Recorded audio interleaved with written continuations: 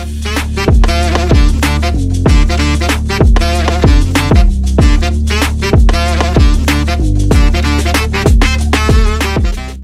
বন্ধুরা, আশা করি তোমরা সকলেই ভালো আছো। আজ আমরা আলোচনা করব দশম শ্রেণীর একটি অতি গুরুত্বপূর্ণ ছোট গল্প জ্ঞানচক্ষু। এই জ্ঞানচক্ষু ছোট গল্পের লেখিকাকে আশাপূর্ণা দেবী। আশাপূর্ণা দেবী জন্ম কত 1909 সালে এবং তিনি মৃত্যুবরণ করেন কত সালে 1995 সালে। তার উল্লেখযোগ্য কিছু গ্রন্থের নাম কি আছে, যেমন প্রথম প্রতিশ্রুতি, সুবর্ণলতা। এই যে আমাদের জ্ঞানচক্ষু, এই জ্ঞানচক্ষু শব্দের অর্থ কি? এই জ্ঞানচক্ষু শব্দের অর্থ বোধোদয়, অন্তর্দৃষ্টি, প্রকৃত জ্ঞানের উন্মেষ। কি আছে? জ্ঞানচক্ষু শব্দের অর্থ বোধোদয়, অন্তর্দৃষ্টি বা প্রকৃত জ্ঞানের উন্মেষ। এই জ্ঞানচক্ষু পদের সমাস আমাদের বেশিরভাগ সময় পরীক্ষায় পড়ে থাকে। কি সমাস? ব্যাসবাক্য কি? জ্ঞান রূপ চক্ষু, জ্ঞানচক্ষু। কি সমাস? রূপক কর্মধারী সমাস। এই সমাস বিষয়ক ক্লাস পরবর্তীতে আমাদের যে সাহিত্য চর্চা বা সুরেশ্বর ক্লাস আছে, সেই ক্লাসে আপলোড করা হবে। তাই তোমরা অবশ্যই চ্যানেলটি সকলেই সাবস্ক্রাইব করে রাখো। উৎস কি আছে? জ্ঞানচক্ষুর উৎস, জ্ঞানচক্ষু ছোট গল্পের উৎস কি? উৎস হচ্ছে কুমকুম নামক গল্প সংকলন। কুমকুম নামক গল্প সংকলন থেকে আমাদের জ্ঞানচক্ষু ছোট গল্পটি কি হয়েছে? আহৃত হয়েছে বা নেওয়া হয়েছে। এই জ্ঞানচক্ষু ছোট গল্পের কিছু কি চরিত্র রয়েছে, চরিত্রগুলি কি হলো? তপন, ছোট মাসি, নতুন মেসো, মেজ কাকু, তপনের বাবা, তপনের মা। এই যে তপন, এই তপন চরিত্র হচ্ছে কি ভাব প্রধান চরিত্র এবং মূল চরিত্র বা সেন্ট্রাল চরিত্র বা সেন্ট্রাল ক্যারেক্টার। আর বাকি যে চরিত্র আছে, যেমন ছোট মাসি, নতুন মেসো, মেজ কাকু, তপনের বাবা, তপনের মা, এগুলো হচ্ছে কি সহযোগী চরিত্র বা পার্শ্ব চরিত্র।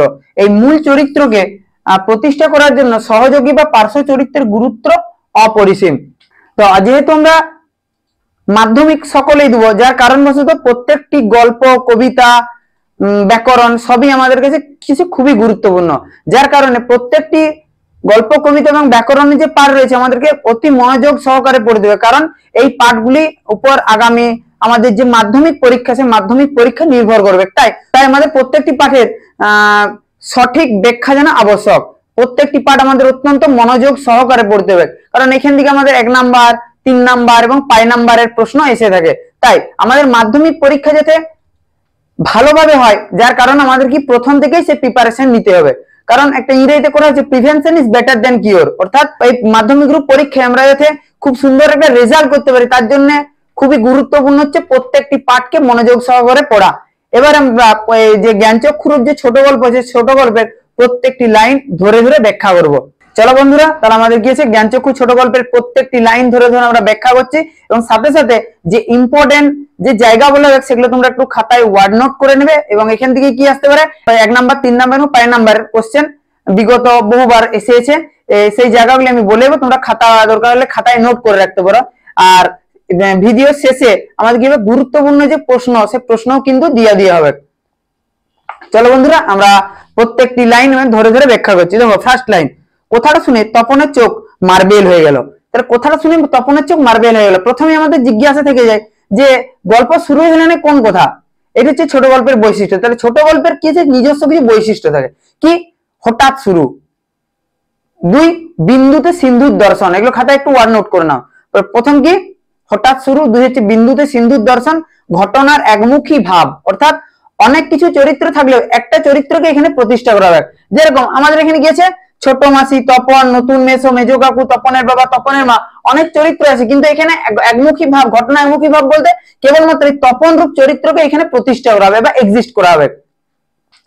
আর কি আছে, হঠাৎ শুরু, অর্থাৎ কৌতূহলতার উদ্রেক রেখেছে, তারপর কি হলো, এর আমাদের মধ্যে একটা কি আকাঙ্ক্ষা জাগিয়ে ছোট গল্প শেষ হয়। তাহলে কি বলছে, কথাটা শুনে তপনের চোখ মার্বেল হয়ে গেল। এটা হচ্ছে ভিভিআই লাইন, 3 মার্কস এবং 5 মার্কসের জন্য তোমরা আন্ডারলাইন করে নিতে পারো।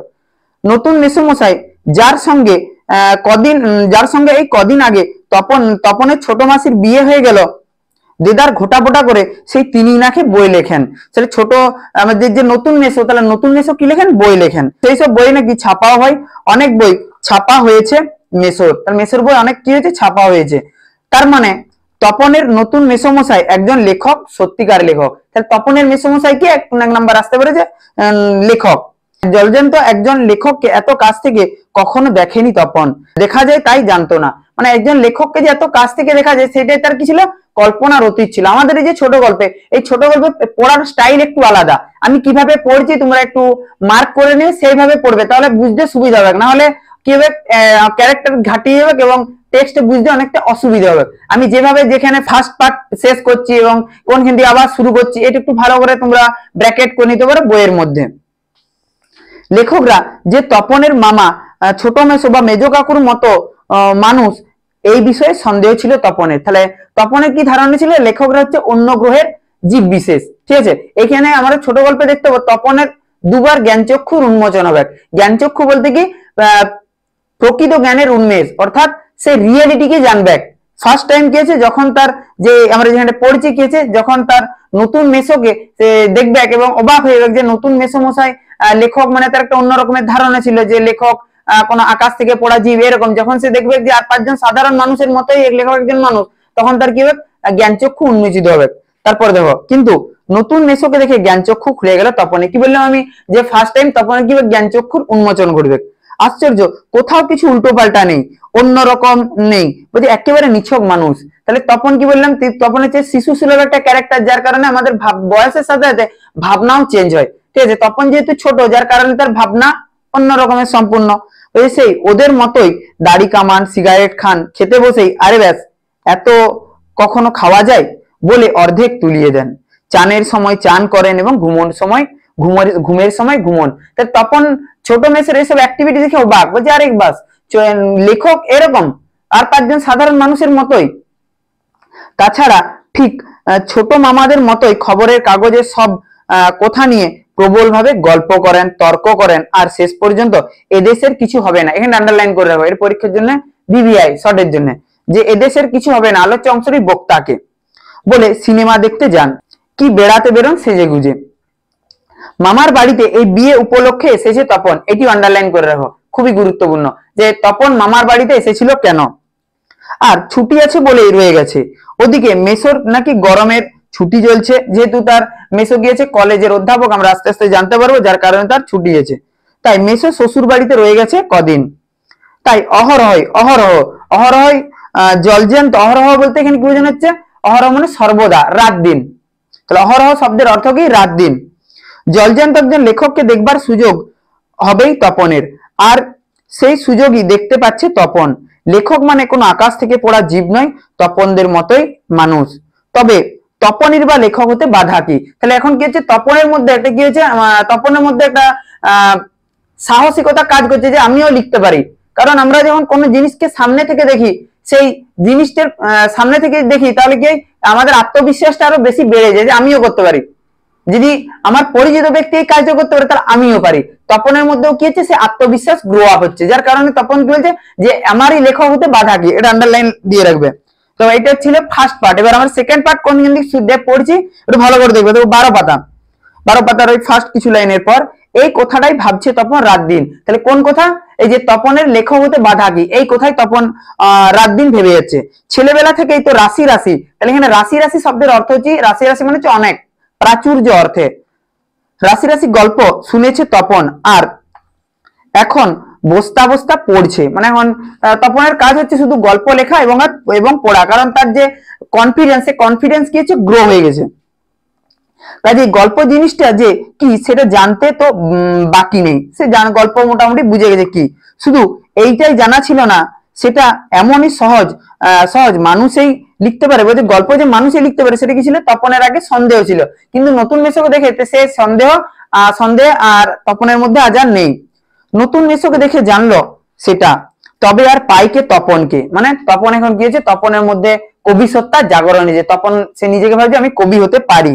দুপুরবেলা সবাই যখন নিথর, অর্থাৎ দুপুরবেলা সবাই যখন বিশ্রাম নিচ্ছে বা ঘুমোচ্ছে, তখন তপন আস্তে আস্তে বলছে একটা খাতা বলতে কি, তপন যেহেতু বিয়ে বাড়িতে এসেছে তার মামা বাড়িতে, তার মা সবসময় তাকে গিয়ে একটা হোম ট্যাক্সের একটা খাতা আনায়, যার কারণে কি হয়, তপন ফাঁকিবাজ ছেলে হওয়ার কারণে সে কি করে পড়াশোনা শিখেই তুলে দেয়, যার কারণে তার মা তাকে একটা খাতা আনা করায় এবং বলে যে তুই মামা বাড়ি এসেছিস, পড়াশোনা যাতে কন্টিনিউ করে যায়, তার কারণে হোম ট্যাক্সের খাতা। আর কি বিয়ে বাড়িতেও যেটি মা না আনিয়ে ছাড়েননি, কি হচ্ছে, বিয়ে বাড়িতে যেটি মা না আনিয়ে ছাড়েননি। তাহলে বিয়ে বাড়িতে মা কি না আনিয়ে ছাড়েননি? হোম ট্যাক্সের খাতা। আর কলমটি নিয়ে 3তলা সিঁড়িতে উঠে গেল। আর তোমরা বিশ্বাস করবে কিনা জানি না, একাসনে বসে লিখেও ফেললো একটা আস্ত গল্প। একাসনে বসে, এক জায়গায় বসে, বা স্থির ভাবে বসে লেখার পর যখন পড়লো, গায়ে কাটা দিয়ে উঠলো তপনের, মাথার চুল খাড়া হয়ে উঠলো, কারণ তপন একটা আস্ত গল্প লিখে ফেলেছে। এই কি ব্যাপার, এই যে সত্যি হুবহু গল্পের মতোই লাগছে। তখন নিজের লেখাকে তখন বিশ্বাস করতে পারছে যে আমি কি করে ফেলেছি, আমি একটা গল্প লিখে ফেলেছি আস্ত। তার মানে সত্যি একটা গল্প লিখে ফেলেছে তপন। তার মানে তপনকে এখন লেখক বলা চলে। হঠাৎ ভয়ানক একটা উত্তেজনা অনুভব করে তপন, আর দুড়দুড়িয়ে নিচে নেমে এসে ছোট মাসিকে বলে ওঠে, ছোট মাসি একটা গল্প লিখেছি। এই মামা ঘরে গেলে ছোট মাসির সাথে তপনের ছিল কি যাবতীয় কথাবার্তা এবং যাবতীয় আলাপচারিতার মূলই ছিল ছোট মাসি। আমাদের থেকে আমরা যখন কোনো মামা বাড়ি মাসি বাড়িতে যাই, এখানে আমাদের পছন্দের একজন ব্যক্তি থেকে যার সাথে আমাদের গিয়ে মন খুলে কথা বলতে পারি, তখন সেই তার মনের কথা কাকে প্রথম বলতে, তার ছোট মাসিকে। ছোট মাসিও চিরকালের বন্ধু, বয়সে বছর আষ্টেকের, এখানে আন্ডারলাইন করে রাখো, কোশ্চেন করতে পারে যে বয়সে বছর আষ্টেকের বড় হলেও সমবয়সী, অর্থাৎ তপন আর তপনের ছোট মাসির বয়সের পার্থক্য কত? মাত্র 8 বছর। আষ্টেকের শব্দের অর্থ হচ্ছে 8 বছর। কাজেই মামার বাড়ি এলে সবকিছুই ছোট মাসির কাছে, অর্থাৎ যাবতীয় যে শখ আহ্লাদ ছোট মাসির কাছেই পূরণ হয় তপনের। কি বলছে, তাই এই ভয়ানক আনন্দের খবরটা ছোট মাসিকে সর্বাগ্রে দিয়ে বসে। অর্থাৎ যে তপন একটা গল্প লিখেছে, সেই গল্প লিখার যে কথা, সে প্রথম কাকে বলে? ছোট মাসিকে। তবে বিয়ে হয়ে ছোট মাসি যেন একটু মুরব্বি হয়ে গেছে, মানে ছোট মাসি যেমন একটু পাল্টে গেছে তপনের ভাষায়। গল্পটা সবটা না পড়ে একটু চোখ বুলিয়ে বেশ পিঠ চাড়ানো সুরে, ওমা এ তো বেশ লিখেছিস রে, কোনোখান থেকে টুগলিফাই করিসনি তো? টুগলিফাই শব্দের অর্থ নকল, মানে কপি পেস্ট করে দিসনি তো, এটা তার ছোট মাসি বলতে চাইছে। ছোট মাসি ভালো হবে না বলছি। ছোট মাসির এই কথা শোনার পর তপনের যে আনন্দ ছিল, সে আনন্দ কিছুক্ষণের জন্য খর্ব হয় এবং সে অভিমান করে বলে, ছোট মাসি আমি এত কষ্ট করে লিখলাম, তুমি কি সব বলছো? আরে বাবা খেপছিস কেন? খেপছিস মানে এত রাগার কিছু না, আমি জাস্ট ইয়ার কি করছিলাম, জিজ্ঞেস করছি, বই তো নয়, আমি তোকে জাস্ট জিজ্ঞেস করছি। আমি জিজ্ঞেস করছি যে কোনখান থেকে টুগলিফাই করে দিসনি তো? রোজ, রোজ শব্দের অর্থ কি? রোজ মানে অপেক্ষা কর। তোর মেসোমশাইকে দেখায়, অর্থাৎ তোর মেসোমশাইকে তোর লেখারে দেখায় মেসোমশাই, কারণ রত্নের মূল্য জহুরি গেছে। একজন প্রকৃত সাহিত্যিকই বুঝতে পারবে যে কি হয়েছে, তার লেখার মান কিরকম, তার গুণগত বিচার কিরকম। তাহলে এটা ছিল আমাদের সেকেন্ড পার্ট। এবার থার্ড পার্টটা আমি কোনখান থেকে শুরু করছি একটু ভালো করে দেখবে। আমরা আবার চলে আসি 11 পাতা। মেসোমশাই কলেজের প্রফেসর। তাহলে মেসোমশাই পেশা কি? কলেজের প্রফেসর। এখন ছুটি চলছে, একটু আগে আমরা পড়েছি যে গরমের ছুটি, যার কারণে সে ছুটি চলছে। দেখো আমরা যদি পর পড়ে যাই তাহলে আমাদের অর্থ বোধ করা খুবই চাপ হবে, যার কারণে আমরা পার্ট করে একটার সাথে একটা জুড়ে পড়ছি। মেসোমশাই কলেজের প্রফেসর, এখন ছুটি চলছে, তাই সেই সুযোগে শ্বশুর বাড়িতে রয়ে গেছেন কদিন। আর সেই সুযোগে দিব্যি একখানি দিবানিদ্রা দিচ্ছিলেন, অর্থাৎ দিবানিদ্রা অর্থাৎ দিনের বেলায় ঘুমানো। ছোট মাসি সেই দিকে ধাবিত, অর্থাৎ তপনের নতুন মেসো ঘুমোচ্ছে এবং ছোট মাসি তপনের সেই লেখা গল্প নিয়ে কোন দিকে ধাবিত হয়েছে, অর্থাৎ যায় ছোট মেসোর কাছে যাচ্ছে। তপন অবশ্য না, এই না এদিকে হচ্ছে প্লুতস্বর। তপনের মনে কি আছে? মনে ইচ্ছা আছে যে তার মেসোকে দেখা, কিন্তু উপরে কি দেখাচ্ছে? না, মেসোকে যেমন না দেখায়, বুঝে করে প্রবল আপত্তি দিল, কিন্তু কে শুনে কার কথা? ততক্ষণে তো গল্প ছোট মেসোর হাতে চলেই গেছে। হইচই করে দিয়েছে ছোট মাসি তার ঘুম ভাঙিয়ে, অর্থাৎ হইচই করার কারণে ছোট মাসি কি হয়, ছোট মেসোর ঘুম ভাঙিয়ে ছোট মাসির এই হইচয়ে। তপন অবশ্য মাসির এই হইচইতে মনে পুলকিত হয়। কি বললাম? তপনের মনে ইচ্ছা আছে যে সেই গল্পটা তার মেসোকে দেখানো হোক, কিন্তু বাইরে সে গিয়েছে অনিচ্ছা প্রকাশ করছে। মুখে করলেও হয়, কারণ লেখার প্রকৃত মূল্য বুঝলে নতুন মেসোই বুঝবে, অর্থাৎ রত্নের মূল্য জহুরির কাছে। এটা হচ্ছে একটি প্রবাদ বাক্য, আন্ডারলাইন করে বই লিখে রাও, এটা হচ্ছে একটি প্রবাদ বাক্য। অর্থাৎ রত্নের মূল্য বলতে কি, এখানে তপনের যে লেখা, সেই লেখাকে বলা হচ্ছে রত্ন। আর জহুরি মানে কি, যারা জহর চিনে, অর্থাৎ যারা গুণী ব্যক্তি একজন গুণী ব্যক্তির গুণের কদর জানে, এই অর্থে ব্যবহার করা হচ্ছে। কি বলতে চাইছে যে তপনের যে লেখার মান বা গুণগত যে বিচার কতটা, বা তপনের যে ট্যালেন্ট কতটা, প্রতিভা কতটা, সেটা জানবে কে, সেটা জানার জন্য তার লেখা দেখা প্রয়োজন। সেই লেখা দেখে মেসো বুঝতে পারবে যে তার মধ্যে সত্যি কি ট্যালেন্ট আছে সাহিত্যিক হওয়ার মতো। একটু পরে ছোট মেসো ডেকে পাঠান তপনকে এবং বোধ করি বিয়ের শ্বশুর বাড়ির ছেলেকে খুশি করতে বলে ওঠেন, তপন তোমার গল্প দিব্যি হয়েছে, একটু কারেকশন করে করে দিলে ছাপতে দেওয়া চলে। মানে একটু কারেকশনের পর, অর্থাৎ যেহেতু তপনের বয়স কম যার কারণে কিছু ভুল ত্রুটি রয়ে গেছে, সেগুলো একটু কারেকশন করে ছাপতে দিয়ে মোটামুটি চলবে, পেসে ছাপানো চলবে। তপন প্রথমটা ভাবে ঠাট্টা, কিন্তু যখন দেখে মেসোর মুখে করুণার ছাপ তখন আহ্লাদে কান্দ হয়ে যায়। প্রথম অবস্থায় মেসোর এই কথা শুনে তপন ভাবে যে মেসো আমার সাথে ঠাট্টা করছে, কিন্তু পরক্ষণে মেসো সিরিয়াস বা মেসো সত্যি যখন সিরিয়াস হয়ে যায়, তখন সিরিয়াস ভাবে যখন বলতে থাকে, তখন তপন ভাবে না সত্যি বলছে। তাহলে বাপু তুমি ওর গল্পটা ছাপিয়ে দিও, মাসি বলে। অর্থাৎ মাসি তখন কি বলে যে তুমি তাহলে ওর গল্পটা ছাপিয়ে দাও, মেসোর উপযুক্ত কাজ হবে সেটা।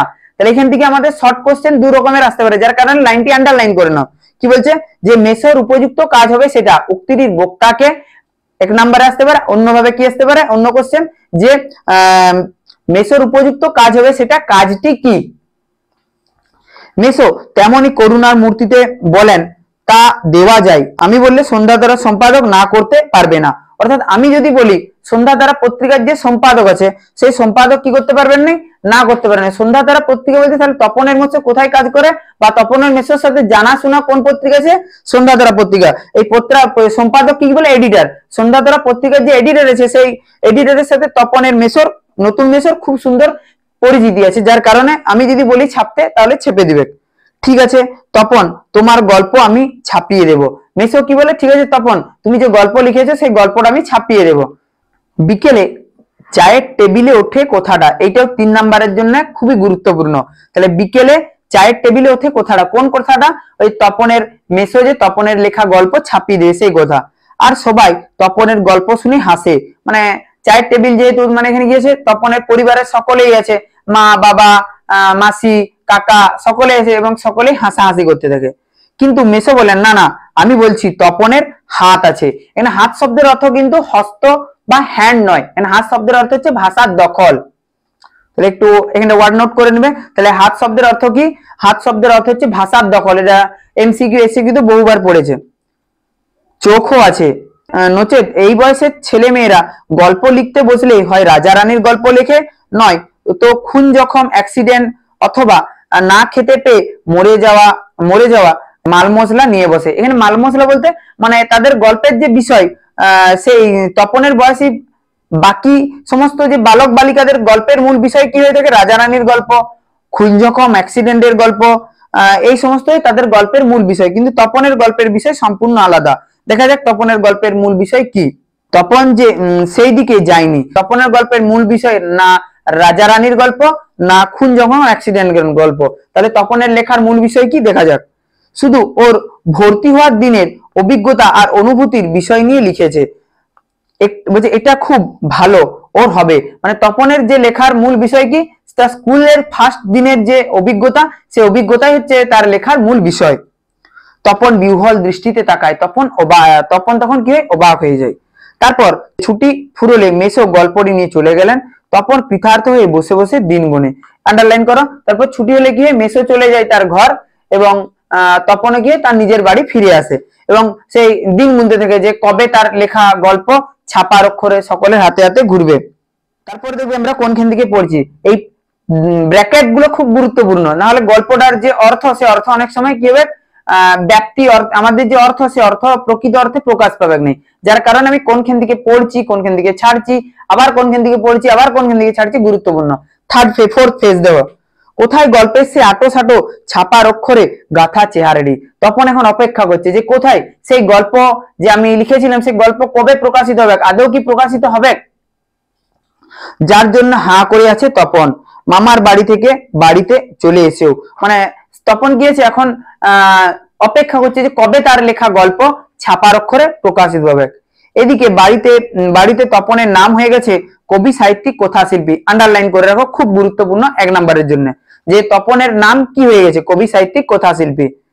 আর উঠতে বসতে ঠাট্টা করছে, তোর হবে, হ্যাঁ বাবা তোর হবে। তপন এই সব ঠাট্টা তামাশার মধ্যে মধ্যেই তপন আরো 2-3টে গল্প লিখে ফেলেছে। ছুটি ফুরিয়ে এসেছে, হোম টাস্ক হয়ে ওঠেনি, তবু লিখছে। তপনের যে স্কুলে আমাদের, কারণ আমাদের কি হয়, স্কুলে গ্রীষ্মের ছুটির যে গ্রীষ্মাবকাশের যে কাজ থাকে বা গ্রীষ্মের ছুটির যে কাজ থাকে, সেগুলো গ্রীষ্মের ছুটি ফুরিয়ে গেলে কি করতে হয়, আমাদেরকে আবার স্কুলে জমা দিতে হয়। কিন্তু গ্রীষ্মের ছুটি প্রায় শেষ হয়েছে, তাও তপনের কি হয়ে না, স্কুলের যে কাজ কিন্তু কমপ্লিট হয়েছে। তপন কেন কমপ্লিট হয়ে ওঠেনি? কারণ তপন শুধু গল্প লিখছে, তবু লিখছে, লুকিয়ে লিখছে, যেন নেশায় পেয়েছে। কিসের নেশা? গল্প লেখার নেশা, আন্ডারলাইন। তারপর ছুটি ফুরলে রীতিমতো পড়া শুরু হয়েছে। প্রথম গল্পটি সম্পর্কে একেবারে আশা ছাড়া হয়ে গেছে, বিষণ্ণ মন নিয়ে বসে আছে। এমন সময় ঘটলো সেই ঘটনা, অর্থাৎ তপন প্রায় হাল ছেড়ে দিয়েছিল। হয়তো সে ভেবেছিল যে তার আর গল্প আর কোনোদিনই ছাপার অক্ষর প্রকাশ পাবে নাই, যার কারণে সে ভুলে যায় এবং বিষণ্ণ মন নিয়ে অর্থাৎ চিন্তাকুল মন নিয়ে সে বসে আছে। এমন সময় ঘটে একটি ঘটনা। কি ঘটনা? দেখা যাক। ছোট মাসি আর মেসো একদিন বেড়াতে এলো, হাতে এক সংখ্যা সন্ধ্যা তারা। এক সংখ্যা বলতে একটি সন্ধ্যা তারা, মানে একটি সন্ধ্যা তারা পত্রিকা এনেছে হাতে। বলছে কেন? হেতু। বলছে কেন? তখন মনে মনে জিজ্ঞেস করছে কেন। হেতু মানে কারণ, মানে কি জন্য এসেছে সন্ধ্যা তারা নিয়ে। কেন? বলছে সন্ধ্যা তারা পত্রিকায় কেন নিয়ে এসেছে। তাহলে আমি যেটা ভাবছি সেটাই কি, অর্থাৎ আমার গল্প কি ছাপা হয়ে গেছে। বুকের রক্তে ছলকে ওঠে তপন, আন্ডারলাইন। তবে কি সত্যিই তাই? সত্যিই তপনের জীবনের সবচেয়ে সুখের দিনটি এলো আজ, ভিভিআই 5 মার্কস। কিন্তু তাই কি সম্ভব? অর্থাৎ তপন নিজে একবার, তপন কি হচ্ছে, পজিটিভ ভাবছে, একবার নেগেটিভ ভাবছে যে সত্যিই তো আমার গল্প ছাপা হয়ে গেছে, আর একবার ভাবছে তাহলে কি করে সম্ভব ছাপা। সত্যিকার ছাপার অক্ষরে তপন কুমার রায়ের লেখা গল্প হাজার হাজার ছেলের হাতে ঘুরবে। পৃথিবীতে এমন অলৌকিক ঘটনাও ঘটে।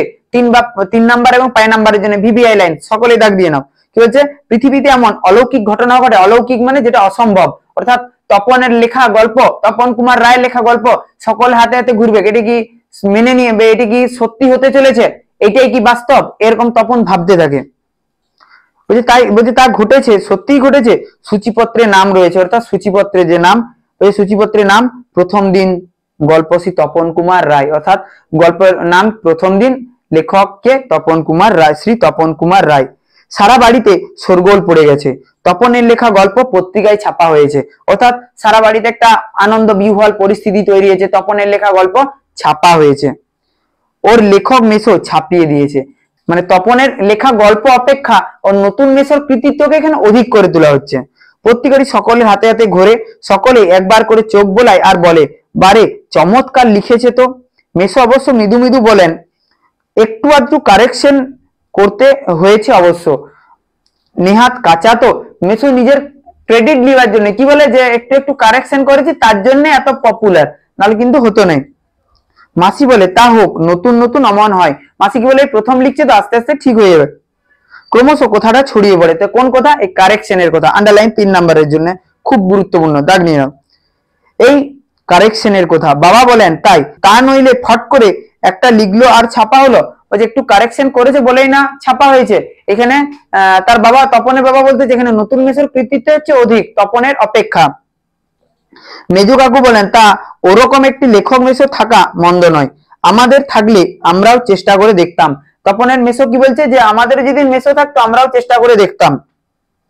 ছোট মাসি আত্মপ্রসাদের প্রসন্নতা নিয়ে বসে বসে ডিম ভাজা আর চা খাই, মেসো শুধু কফি। তাহলে ছোট মাসি কি হয়, তপনের লেখা গল্প পাবলিশ হওয়ার কারণে খুব মনে মনে আনন্দিত হয়, বসে বসে কি খায়, ডিম আর চা খায়। আর মেসো কি খায়? কফি খায়। আর আজ অন্য কথা নেই, শুধু তপনের গল্পের কথা আর তপনের নতুন মেসোর মহত্বের কথা। উনি নিজে গিয়ে না দিলে কি আর সন্ধ্যা তারার সম্পাদক তপনের গল্প কোড়ে আঙ্গুলে ছুতো। অর্থাৎ আমাদের আঙ্গুল কোটা 5টা, কি কি? তর্জনী, মধ্যমা, অনামিকা, কনিষ্ঠা, বৃদ্ধাঙ্গুলি। কনিষ্ঠাকে কি বলা হয়? কোড়ে আঙ্গুল। তপন যেন কোথায় হারিয়ে যায় এইসব কথার মধ্যে। তপন একটা অন্য জগতে বিলং করতে থাকে। ওই গল্প ছাপা হলে যে ভয়ঙ্কর আহ্লাদ হবার কথা, সে আহ্লাদ খুঁজে পায় না। তাহলে আমি কেমন ভাবে পড়ছি, এটা খুবই গুরুত্বপূর্ণ, নাহলে আমাদের মানে বুঝতে কি হবে, অনেক সময় অসুবিধা হবে। এবং আমাদের ভিডিও শেষে 3 মার্কস এবং 5 মার্কসের যে ইম্পর্টেন্ট কোশ্চেন, এই ইম্পর্টেন্ট কোশ্চেন গুলি দিয়ে দেওয়া হবে। সকলে একটু খাতায় নোট করে নেবে এবং যদি উত্তর না পারো উত্তরে পাঠানো হবে। আমাদের যে চ্যানেলে যে নাম্বার দেওয়া আছে সেই নাম্বারে যোগাযোগ করবে, হোয়াটসঅ্যাপ এর মাধ্যমে আমাদের উত্তর পাঠানো হবে।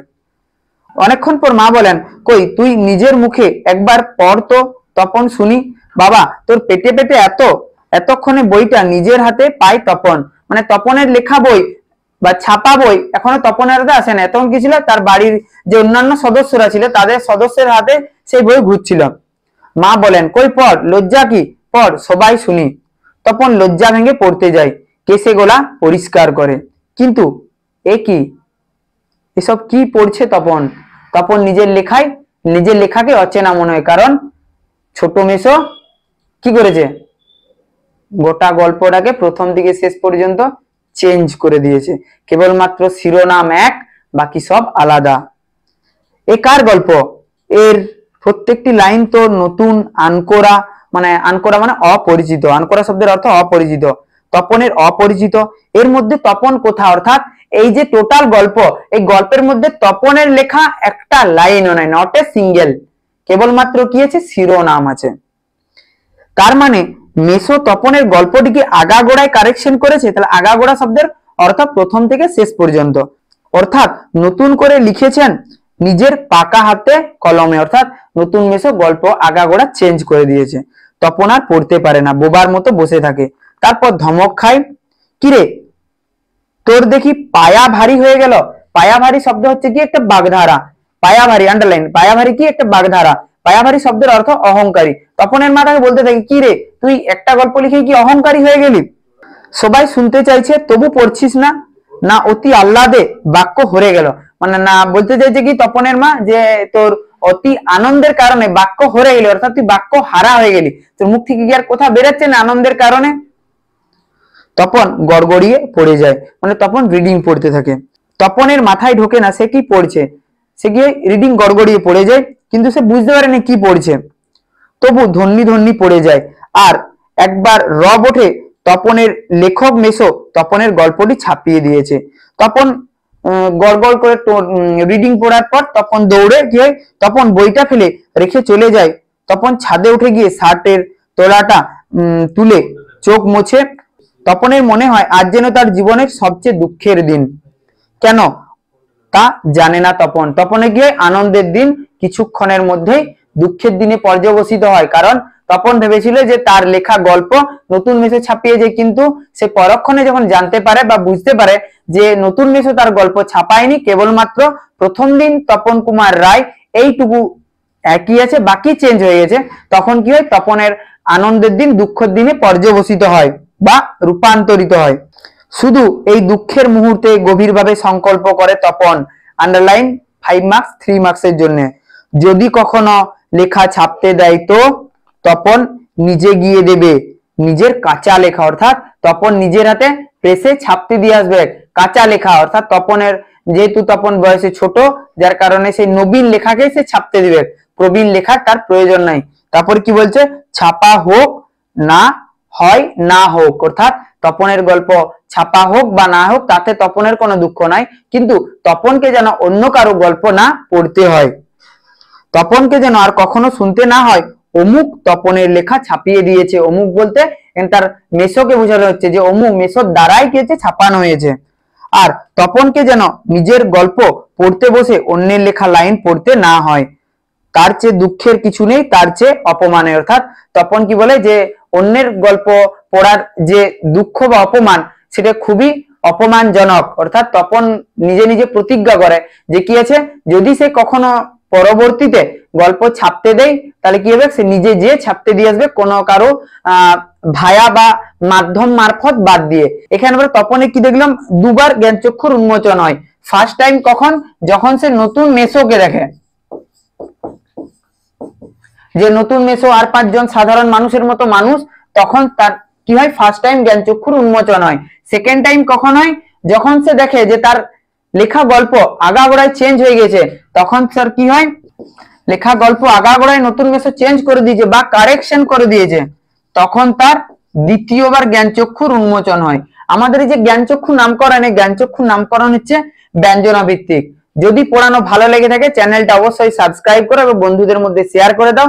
এবং আমাদের যে বললাম, আমরা আগেই বলেছি ক্লাস চলতে চলতে, যে এই জ্ঞানচক্ষু বিষয়ে আমাদের যে গুরুত্বপূর্ণ যে প্রশ্ন আছে, প্রশ্ন আমাদের ভিডিও শেষে দিয়ে দেওয়া হবে। যদি কেউ উত্তর না করতে পারো তাহলে হোয়াটসঅ্যাপের মাধ্যমে যোগাযোগ করবে, আমাদের ইউটিউবে যে কমেন্টের মাধ্যমে যোগাযোগ করবে উত্তর সেখানে পাঠানো হবে। চরৈবেতি এরকম পরবর্তীতে ক্লাস পাওয়ার জন্য চ্যানেলটিকে সাবস্ক্রাইব করে বন্ধুদের মধ্যে শেয়ার করে দাও।